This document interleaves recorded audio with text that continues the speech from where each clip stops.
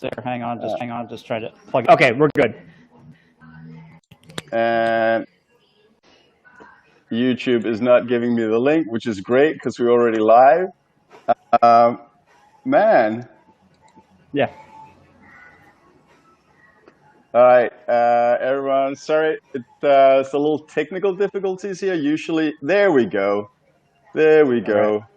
Get the shareable link.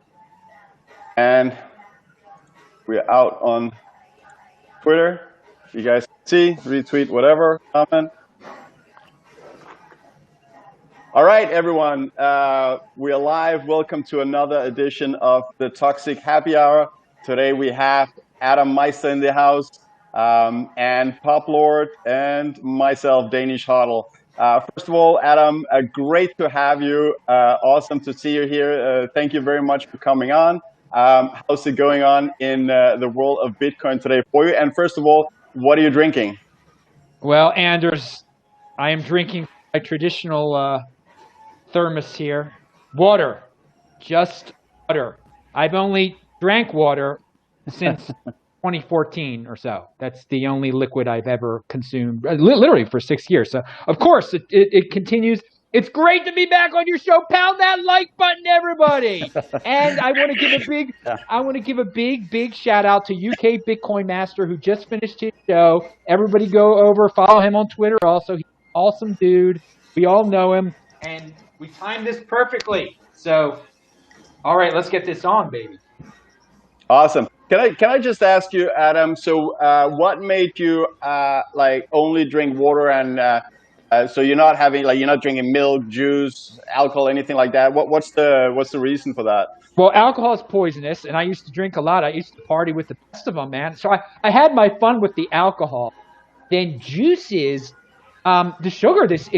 Many juices are bad. They have added sugar, and yeah, I want to avoid the sugar. And water is simple. The body only needs water. Body does need water, people.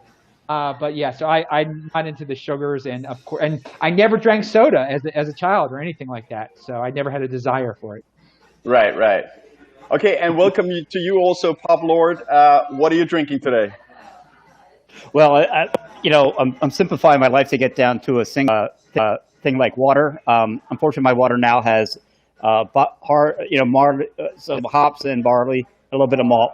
So I do enjoy good beer, obviously. Other than that, I really no sugar, no juice, soda. It's that, water, or black coffee. Those are my three vices right now. Right.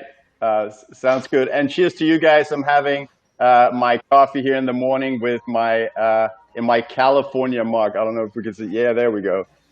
So the big news today, as I woke up, was Bitmex. Adam, what's going on with Bitmex? It seems that U.S. authorities have charged Bitmex with illegal activities. I think they've got 2 of the 4 directors in custody, which is a problem because apparently they have a multi-sig where they need 3 out of 4 to do withdrawals. So it'll be interesting to see if anyone can get their Bitcoin back. Of all of this is going on auction from U.S. authorities. But what have you heard so far, and what's your take? Well, yeah, that last part about the multi-sig, if people are going to be able to get their funds back now. It was silly for them to have their funds there in the first place. It's just another lesson, a hardcore lesson. You don't it's not your Bitcoin. It's Arthur's Bitcoin. And it looks like the United States wants Arthur's Bitcoin. He's the guy behind it, right? What's his full name? Arthur whatever. Arthur Hayes is the CEO, yeah. Yeah. So Arthur Hayes has all the gamblers' Bitcoin. The United States doesn't like the gambling that he has going on over there. Okay, it was predictable. We've been through this kind of thing before. I'm just watching. I see all the weak hands out there panicking and all the speculators selling to make other people sell. What, the prices dropped like $400? How many times have we lived through this? This is the funny thing. Bitcoin is Bitcoin. What Arthur does is Arthur's business, and Bitcoin doesn't care about Arthur in the long run. It doesn't change the fact that Bitcoin is gold 2.0. It doesn't change the fact there are only going to ever be 21 million Bitcoin. This is a sideshow. People can do what they want to do with their Bitcoin. As I said before, the best thing to do with your Bitcoin is do nothing with your Bitcoin. Because when you do something with your Bitcoin, you end up dealing with third parties. And that's where all these complicated matters come into play. So again, it's an unconfiscatable asset if you control your own private key. Bitcoin was about getting rid of the third parties. People choose to play around with third parties, and this is what you get. And me, it's just I've lived through this so many different times, so many different versions of it, and I predicted bigger versions of it. I guess this is a bigger version of it, but there'll be something bigger than this one day. So we'll see what happens. It's big news, obviously, because there's so many people that keep their Bitcoin over there. Oh well for them. Yeah, it's a big gamble. Publord, so I read a tweet from Nick Carter saying that Bitcoin has approximately 2 billion worth of Bitcoin in their vaults, which is around 1% of the Bitcoin that will ever be outstanding. It's a little bit more than 1% of what is currently out. So do you think that if U.S. authorities can confiscate this, is this U.S. way into becoming a Bitcoin government owning Bitcoin, or will this go to the auctions like so many times before, where guys like Tim Draper can come and load up on a lot of Bitcoin without moving the price? Yeah, Tim, that's the first time I had heard of that. I remember I was talking to someone, they were saying, oh, it's skatable, or I was telling them it's unconfiscatable, and they said, oh, well, what about everything that the marshals got and then sold it? So, well, listen, and they actually had the keys for that. So, yeah, it's a great question. So the government a hold of it. Do they any smarter than they were back when they Tim Draper? Not to me. I mean, hell, they'll probably put it back on the market again. But Adam, you give him a shout out and credit, because after I started in December 2017, and just bought a little bit of everything. So fire first and then aim. And he was the first one that the first show I saw, which explained between Bitcoin and everything else. And by I think it was February or March of that year, I was all in on Bitcoin. I converted everything else over. And I can't tell you how much he saved me in heartache and money on that. Like for years, we rail not your keys, not your coin. And people, they've heard it. I guess some people technically have the they're scared to do it. And look, I get it's not the easiest thing to do, but now you see why. Now you see why you need to educate yourself, get comfortable with moving your Bitcoin around and pulling it off an exchange. Because what's next? Is it something that had an Armstrong, something at another exchange? People got to take personal responsibility. Can everyone out there just let me know if you're hearing Publord okay? I'm having a little bit of scratch. What are you saying, Adam? Yeah, it's. I was asking people. He's repeating for me too. It's like a double feedback or something like that. It keeps happening. I mean, I understood what he said and everything. Okay. And thank you for the compliments, dude. You are you've been paying attention to me for a long time. It's great to meet you in person. Yeah, I just until we'll continue with Bitmex, but touching upon that, Adam, I remember from back in the 2017 watching your show, you keep saying 2020 halving, and that was like, this is this big thing, it's going to be a great event, it's going to be good for the price of Bitcoin, but it's so many years ahead, and now we are here, we even passed it, and we're just waiting to see what's going to happen with the price, right? So I just want to read another tweet regarding this Bitmex thing. This is Connor Crabtree, who's replying to a Nick Carter tweet. He's saying, this appears to be 2020's version of the Mt. Gox and Bitfinex in 2014 and 2016, respectively. Each of these marked the beginning of previous bull markets. I'd be buying on this news if I were a long-term spot holder. So do you think, Adam, is this bullish for Bitcoin? Is it bearish? It doesn't matter. What do you think this will do for Bitcoin? I think it will give some people an opportunity to buy at a discount price. I don't think it's as big as Mt. Gox. It's not as big as Mt. Gox. The ecosystem was so small then, that was that that was just overwhelmingly tremendous. This is more can be compared to the Bitfinex hack of 2016, I guess. But again, that was a hack, so that's a little bit scarier than a government doing something. And by the way, I can hear someone's background real loud all of a sudden, like a TV on or something like that. Yeah, this is a government doing it, and it's going to show you that a government cannot hack Bitcoin. A government can mess with third parties, and it's just that it's a lesson for people not to keep their Bitcoin on exchanges. So it's a bullish in terms of people learning lessons, and it's bullish in terms of people getting a discount price, at least for today. I think it might rebound real quick. Let's just see how this day plays out. We need clarification on what's going on. Right. Publord, I want to ask you a question now, but when you're not talking, we might need you to mute because there's a lot of happy hour going on in the background. Yeah. But let me know what do you think? How will this affect the price of Bitcoin? I mean, we saw here in the morning it's dumped like $400-500 down. Well, what do you think will be the medium and long-term effect on Bitcoin's price of this? Well, if we notice anything,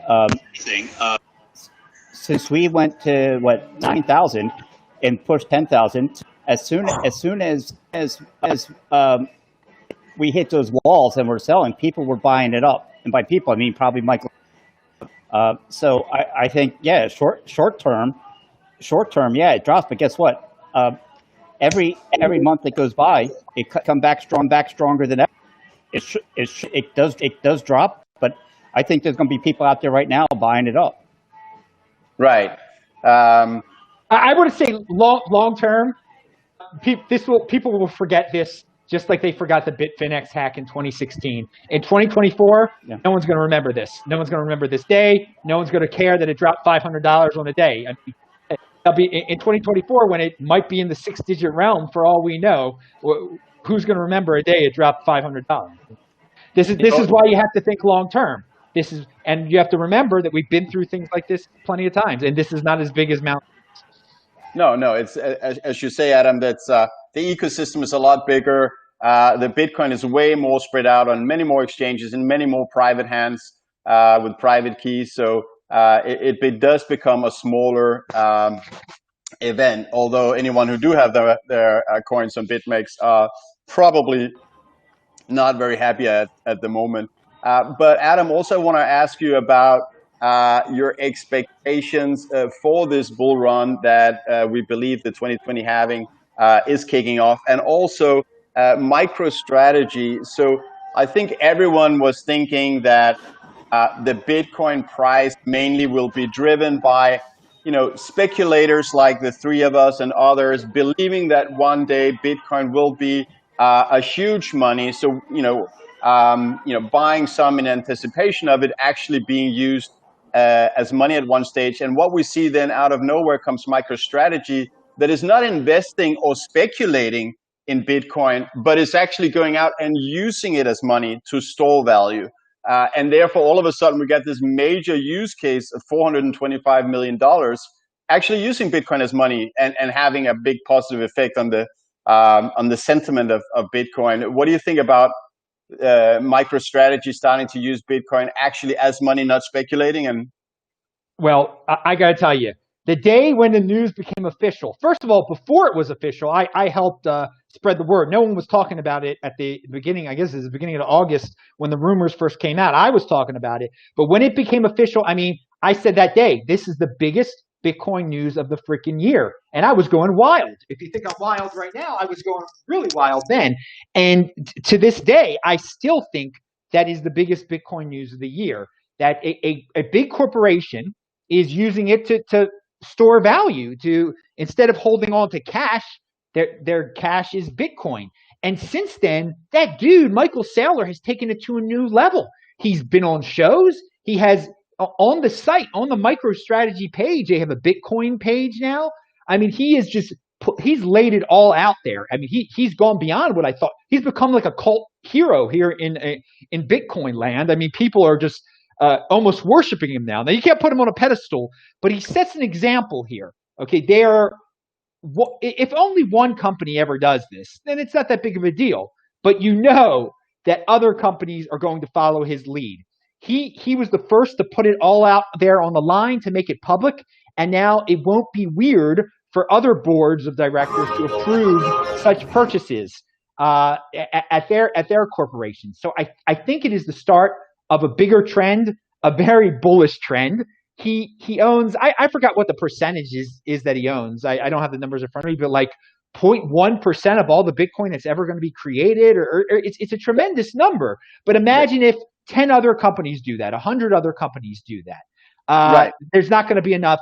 There's not going to be enough Bitcoin. So I do talk about how, one person can't change Bitcoin. Arthur Hayes, he can't change Bitcoin on the negative side. On the positive side, one person can't change it. But if he inspires a lot of other people and a lot of other corporations, it is going to make a big difference in the Bitcoin price. At least Bitcoin will still be 21 million, but there'll be more people holding on to it and valuing it and knowing it. So it will definitely make a difference in terms of price, and it's a much bigger news story. Something positive like that than something negative that happened today. Absolutely, it's a huge thing. I think we're gonna try Publord again. I'm gonna unmute you. See if we can get the sound going.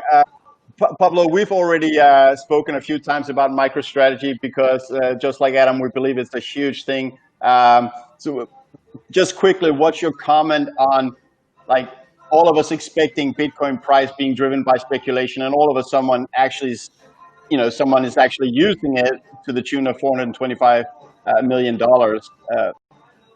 Your comment on that? Yeah, right. So I know Adam said this is the biggest news of the year. I think it's the biggest news that I've ever heard. I've been here almost 3. What they've done is they've turned it. No one was really expecting it. For a company to do this, and they have almost 0.2% right now of all Bitcoin ever, and when you factor in the fact that they basically bought 40 days of supply, and 9 Bitcoin a day, they've bought up 42 days of supply. You need another 8 companies to come in and put out, and the annual supply this year would be, and it's absolutely amazing. And to go 85%, 90% in, yeah. Unfortunately, there's some looping on your sound. There's a bit of echo. So I'm gonna mute you, and I don't know, maybe. Right. Sorry about that. Yeah, no problem. Let me exit and come in. All right, yeah. Let me try to fix it here. All right. Yeah, we can carry on without you. You just work on your technicals. We got it taken care of here. I can talk up absolutely. Adam, so what Publord was a little bit touching upon is, I believe it was close to 0.2% of all Bitcoin ever outstanding that has been bought by this.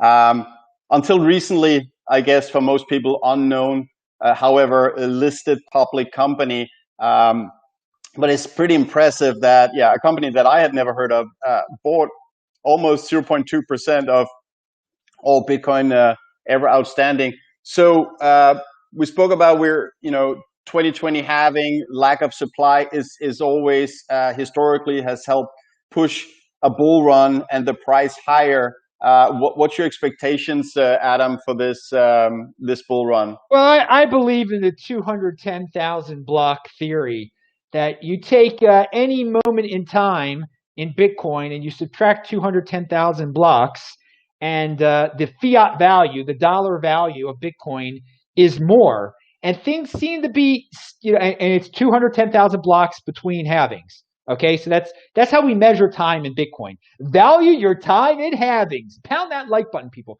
But so 210,000 blocks ago was what was it? It's October 1st today. It was December 1st of 2016. So the way I see it is that right around December 31st of 2016 it was actually January 1st of 2017 that we basically said hello to $1,000 again. Bitcoin had not been at $1,000 since the Mt. Gox days. So probably, by the end of this month, into next month, we're going to get to a point where it's pretty obvious Bitcoin is on an upward trajectory. And the fun and games should begin a few months after that, just like it did in 2017. It really started, the price started to really go up there. So I think 2021 is the next 2017. We've been waiting it for a while. And part of 2017 was fueled by the madness of the ICOs. And we have something similar this time around with the DeFi. People can't stop talking about the DeFi. And we should get a lot of newbies in.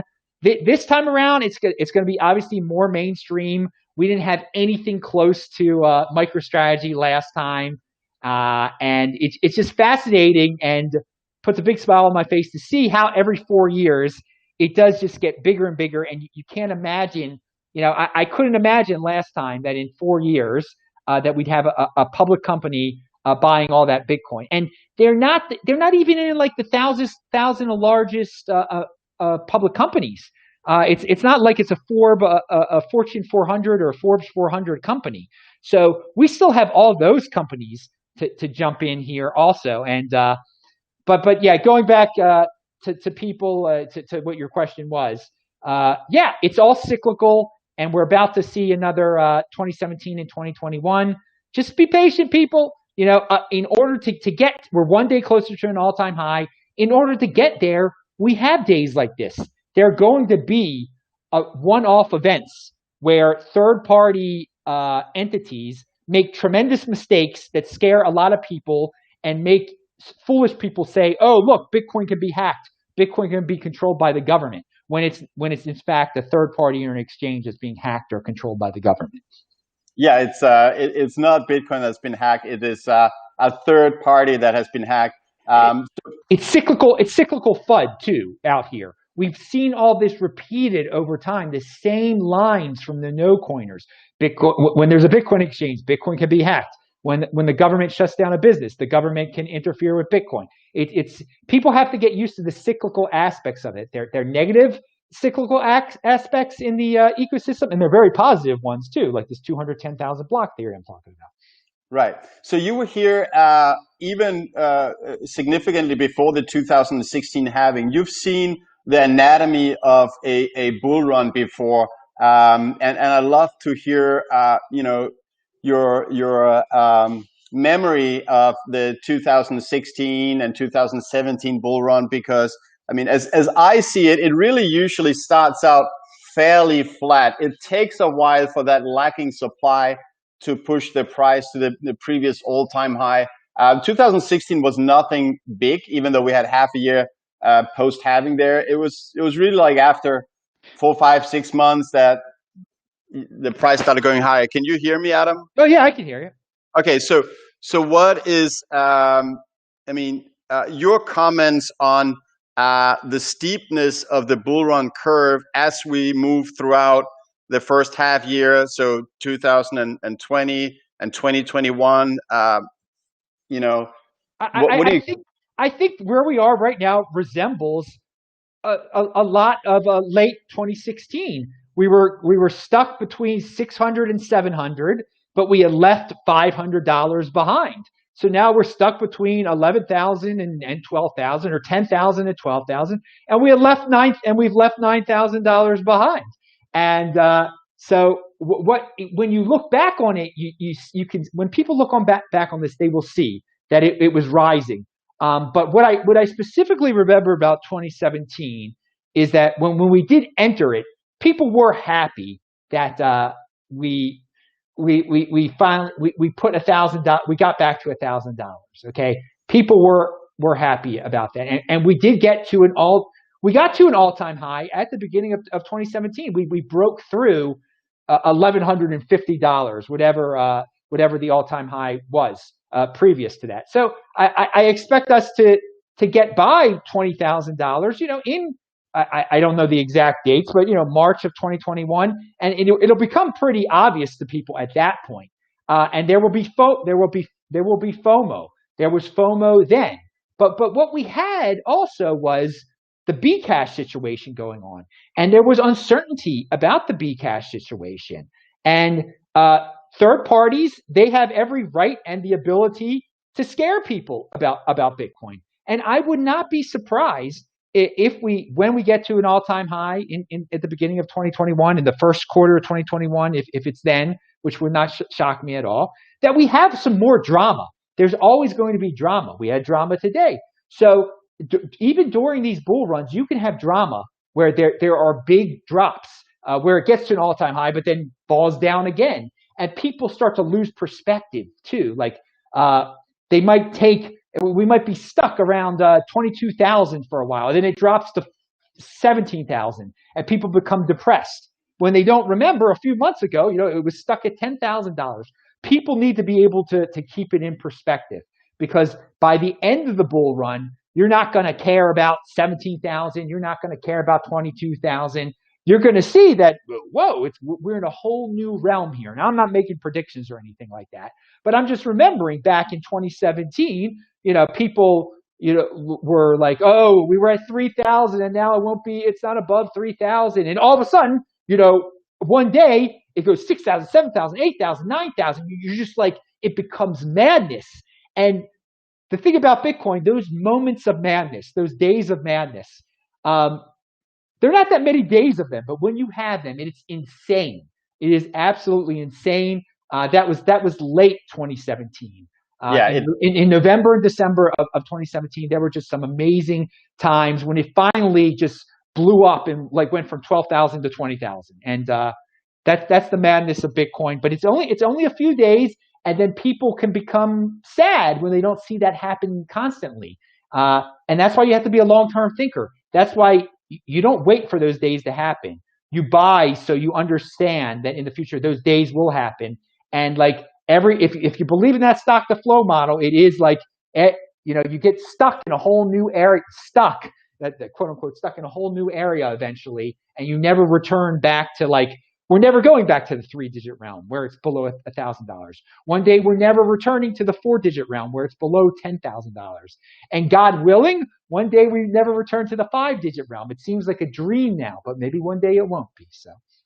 Yeah, no, I think that's realistic. You're right. You're talking about once again after the 4-year cycle, getting back to the previous all-time high. And it seems that back in those days, end of or early 2017, until Bitcoin price once again hit that 1,100, that was the previous all-time high. There is a lot of doubt in the air until people see that Bitcoin actually is at the highest price ever, a new high. It'll probably be the same this time around. There will be doubt until we reach 20,000. And once we pass 20,000, it's kind of like the green light, let's go. And the bull run sort of really takes off. And then it starts to get steeper. So what do you think is realistic if you have any expectations to how high will we go in this halving epoch before the 2024? Do you have any guesstimations on the price? It doesn't have to be something you're held accountable for, but just a wild guess.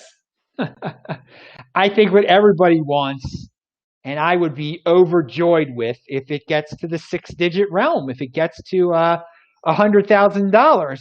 But to tell you the truth, I'm just happy if personally, the way I bought Bitcoin, because remember, my whole big saying was 2020 halving. So I set up my life in a way where I'll be happy if it's just and it will during this epic, it will break the previous all-time high. That's all. That'll make me happy. $21,000 will make me happy. But I think it's quite realistic. A realistic expectation for it to be double the last all-time high at the next all-time high. $40,000.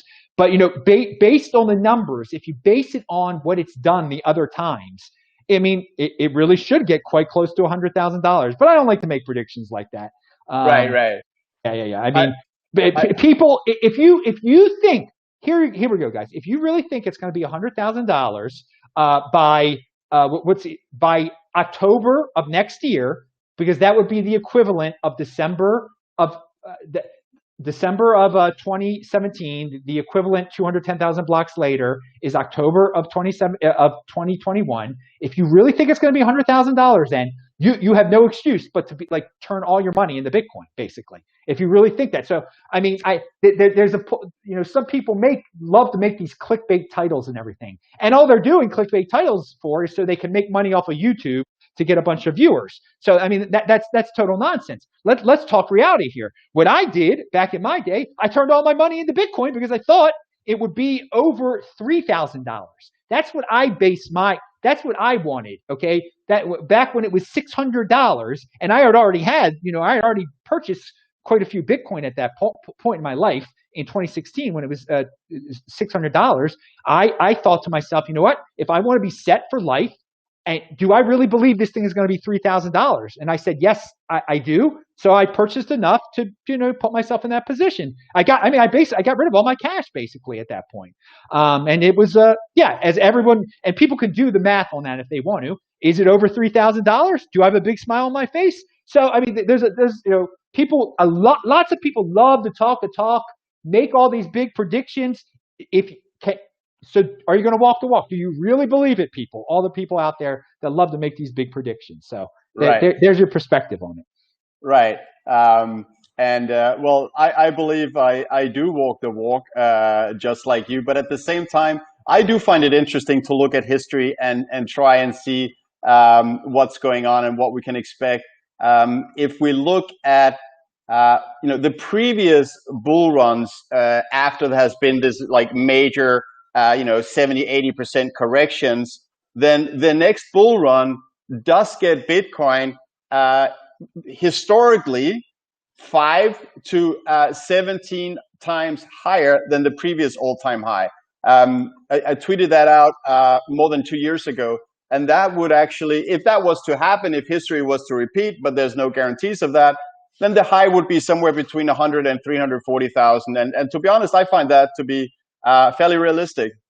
I want to comment on that. So if it does get up to $100,000 for the next big push in October of 2021, let's say, people have to understand that that's just our first introduction to $100,000. It will drop down to $40,000 from that. Okay, there is going to be a day in the future or a week in the future where you're going to have to hold on to your cojones. Okay, it's going to be scary as anything. Drops so big. There's going to be a drop so bigger than what we're at right now. We're at what we're at right now, $11,000 or whatever it's at. I don't even know what it is. $10,500. $10,500. Okay, we'll have a day or a multi-day period where it drops that much once we're at the 6-digit realm. So people just, I put that warning out there before, but the thing is that if it hits $100,000 in late 2021, then in 2025, $100,000 will be quite normal. Okay, just like now, $10,000 is normal, but in 2017 it was freaking amazing. Okay, but from when it hit $10,000 in 2017, we would eventually go back down to $3,000 a couple times. So so the real question is, when will all that madness stop? And I think after 2028 halving, things will be more stable in terms of long-term price drops that I just described. I still think 2024 that epic. We're going to see some craziness. But I do want everybody to prepare for when we get to six-digit realm that we're going to have a giant drop after it. I mean, and if it does get to $300,000, it'll even be scarier, the kind of drop we're going to have. Yeah. I don't think we'll see $3,000 again, but it's a dangerous thing to say, but I really don't think that's likely. What I also just want to say, a little bit along the lines of what you're saying is, people have to realize that nothing goes up in a straight line. So Bitcoin does not move up in a straight line, and neither do other assets. So don't expect that we won't see corrections. And in the last bull run, even after the halving where supply is kind of missing in the market, Bitcoin saw, it was either 5 or 6 30% corrections. What we've seen this morning is less than 5%. It's maybe 3%. But 30% corrections is something you have to be prepared for. You got to keep your Adam Meister strong hand and not panic sell, but ride it to higher, in my opinion. But Adam, also, I just want to ask you, the current macroeconomic environment that no one could have foreseen in January of this year, with a lot of money printing going on, economic shutdown, etc. How do you see that affecting Bitcoin going forward with this whole situation and a lot of money printing? Well, I could have never predicted this. That all of a sudden universal basic income would be demanded by all sorts of people. It's a new normal in politics. It's becoming a regular talking point for Democrats and leftists everywhere. So that involves a lot of watering down of the currency, and all of these government programs, all of these bailouts. It's going to help Bitcoin. There are people that are waking up to the fact that why would I save in something that can be just printed out of thin air like this and may be used for all sorts of radical programs that were considered radical back in 2019, which was only a few months ago. What was considered radical in 2019 in terms of economic programs, everybody's talking about it now. Everybody wants this kind of stuff. So, because the United States is the world reserve currency, the dollar might not be as, they can keep on printing the dollar, and it might not destroy people's wealth as fast as some people think. It will destroy your wealth. So I'm giving a message out there to all the countries outside of the euro, outside of the yen, outside of the dollar. You guys are absolutely freaking insane now after what you've seen these last few months. To have a bank account in South African rand or New Zealand dollars or all sorts of other currencies that might seem okay. Well, I was about to say Argentine pesos, but that's not okay. Now is the time to change those second tier and third tier fiat into Bitcoin, because they're going to do the money printing. The U.S. dollar being printed to oblivion probably affects a lot of these third world and developing countries a lot more than we fully understand. So this is no time to play around in developing currencies, developing countries. It's time to get into something that isn't changing, and that is Bitcoin. The whole the United States could end up with a socialist president, okay? But a lot of stuff could change in the United States. But Bitcoin, even if all that happens, Bitcoin isn't changing. It is the rock, and people will understand that.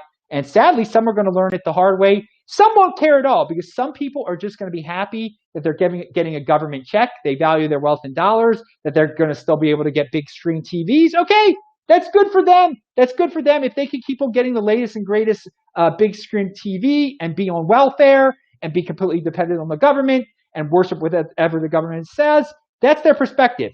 I don't want to be that. I want to be in the Bitcoin overlay where I can go from city to city, country to country, live my life, not have to worry about a government check, not have to work for anybody else, be totally independent. That is what Bitcoin brings the world. And the world is becoming the 80%er world is becoming more of a dependent world, okay?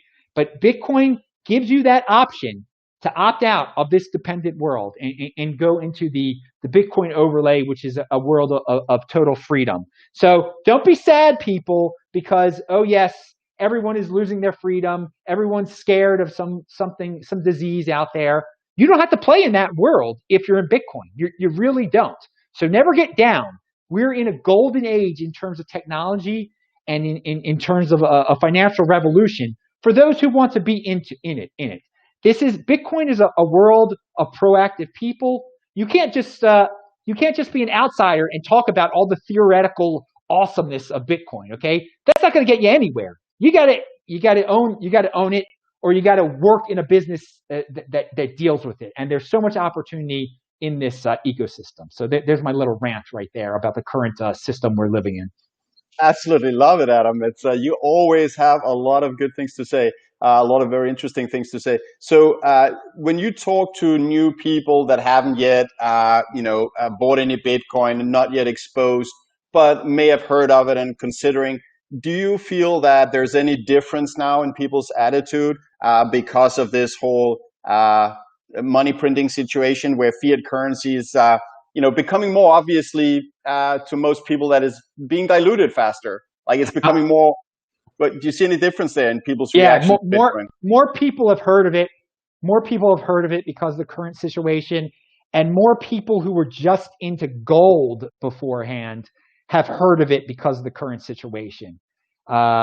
People who have always been on the fence about maybe buying gold or buying something that would preserve the value of their wealth have heard about Bitcoin because of this situation. Now, have a lot of them made the move?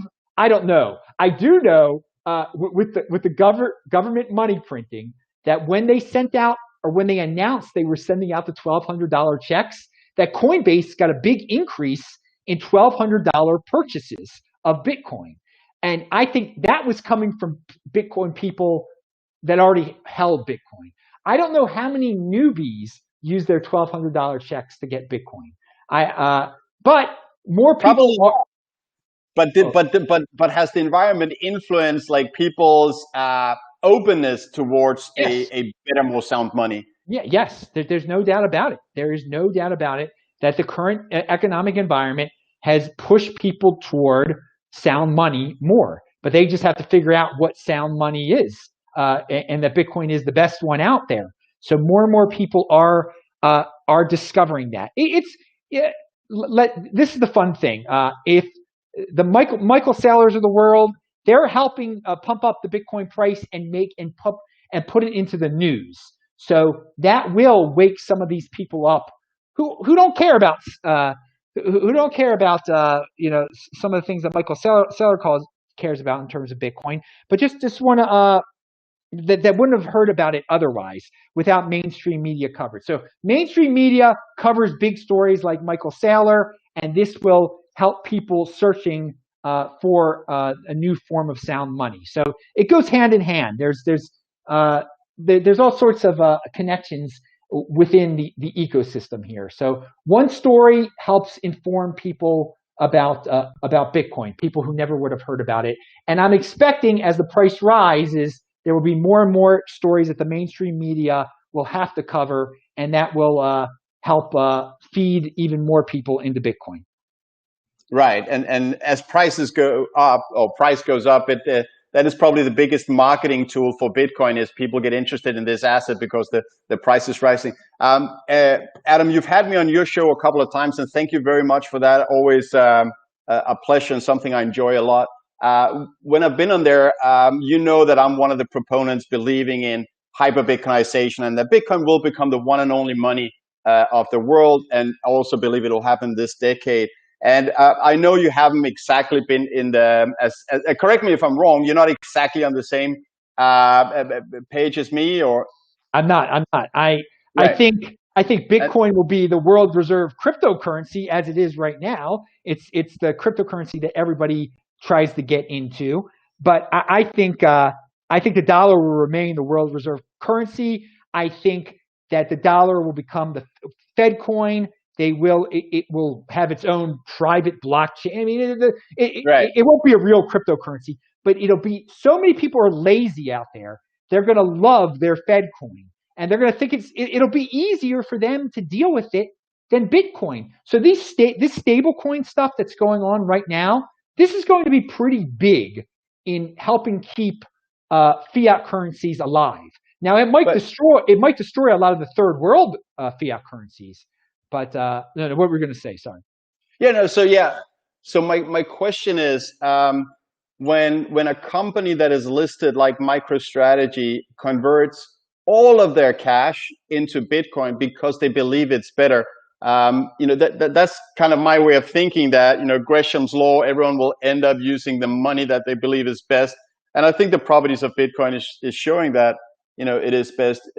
that doesn't change your perception.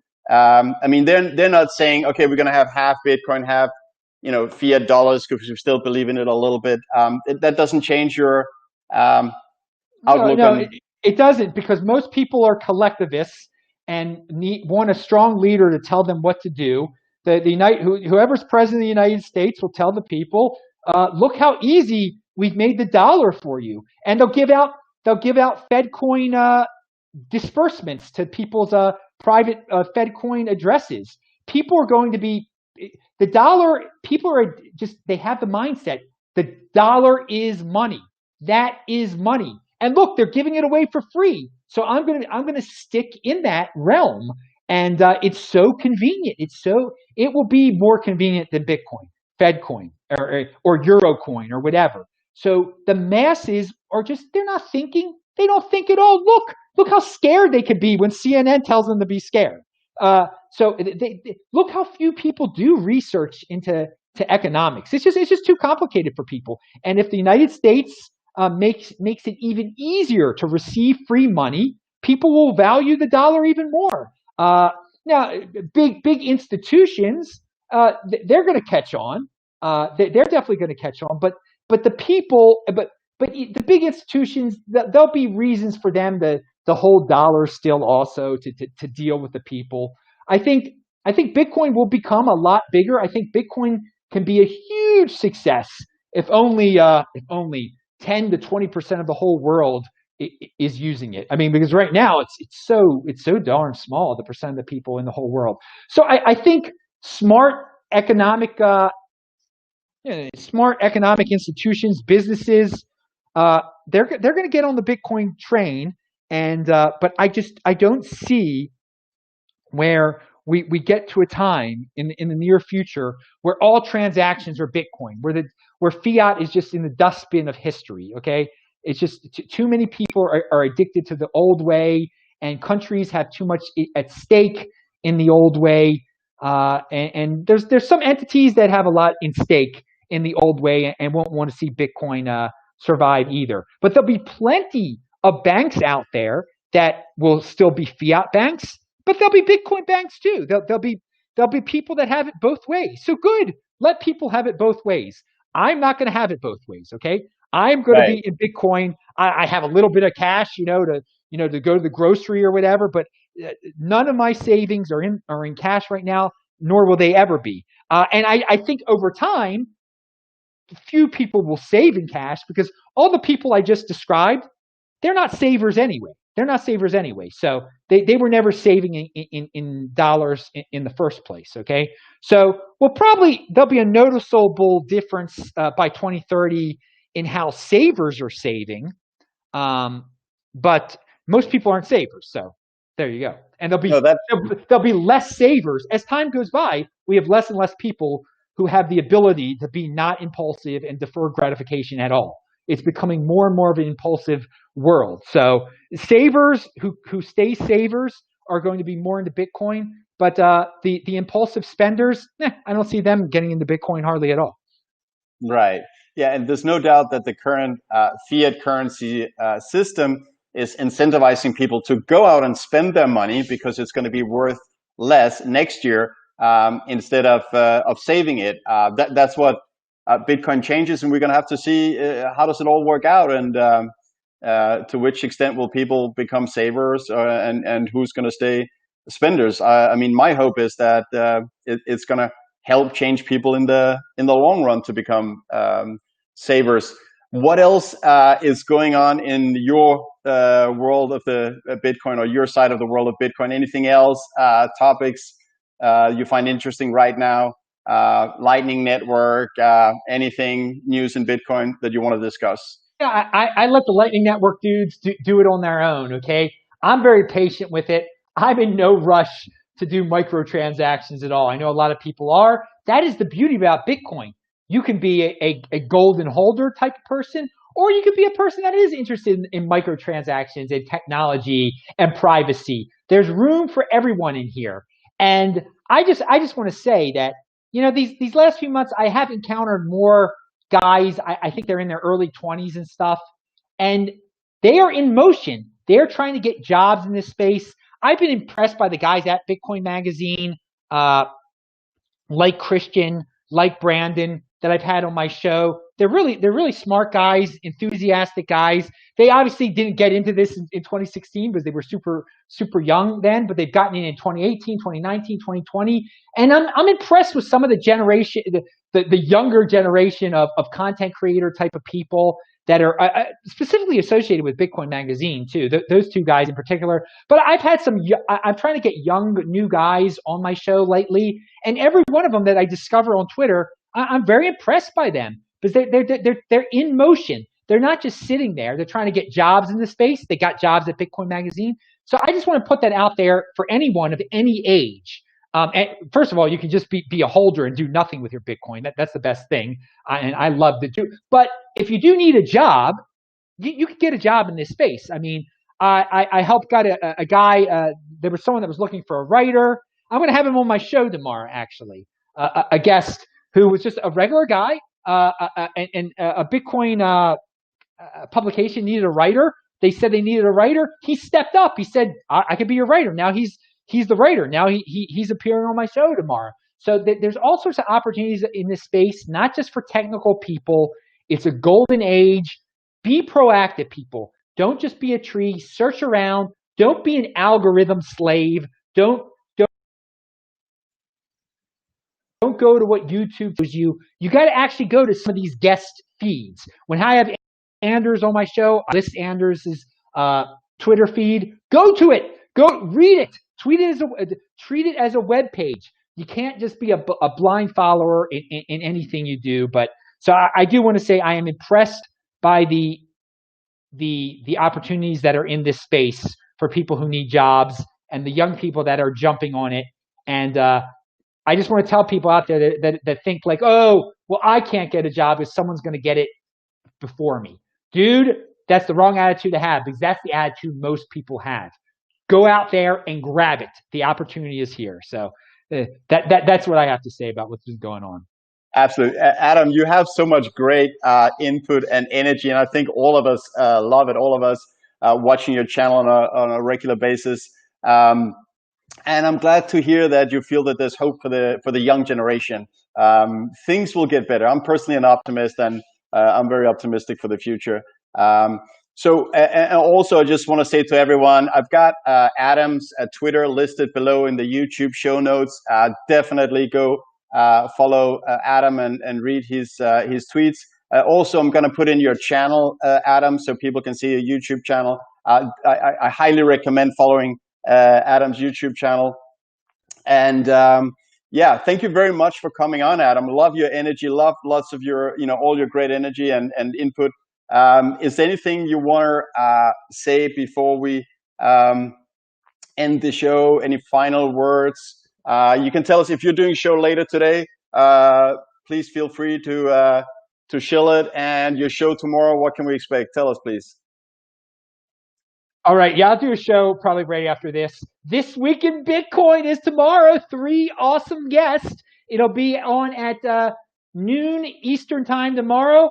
Again, I want to thank, we scheduled this perfectly. Watch UK Bitcoin Masters channel. Keep on coming back here to Anders. Anders, I love that you're doing shows again. The last time I was on your show, I was leaving Darwin, Australia, and we were prepping for me to speak in Los Angeles in 2018. Dude, you are in motion in the Los Angeles community. Have events again. People go to his events in Los Angeles. And of course, what do I say on all my shows? Pound that like button, people. And yo, dudes, be in motion. You can have this energy also, dude. It's all love life. Don't be, most people are nihilists today.